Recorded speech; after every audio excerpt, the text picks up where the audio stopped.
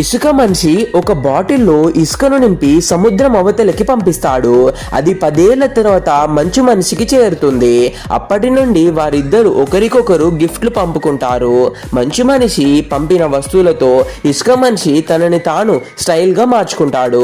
అలాగే ఇసుక మనిషి పంపిన సముద్రపు గవ్వలతో మంచు మనిషి అలంకరించుకుంటుంది. ఇలా చాలా ఏళ్ల పాటు ఒకరికొకరు చూడకుండానే బాటిల్స్ ద్వారా ప్రేమను పంచుకుంటారు. ఒకరోజు ఇసుక మనిషి ఒక లెటర్ రాసి మనం సముద్రం మధ్యలో కలుద్దామని అడుగుతాడు. నిజానికి మంచు మనిషి ఎండలోకి వస్తే కరిగిపోతుంది, ఇసుక మనిషి నీటిలోకి వస్తే కరిగిపోతాడు.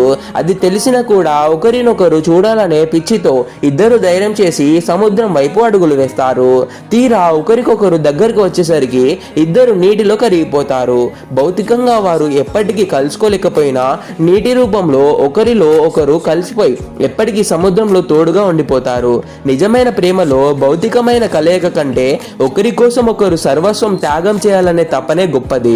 కొన్నిసార్లు మనం ఒకరినొకరు చేరుకోలేకపోయినా వారు ఇచ్చే మెమొరీస్ మరియు మన మధ్య ఉన్న బాండింగ్ మనల్ని ఎప్పటికీ కలిపే ఉంచుతాయి.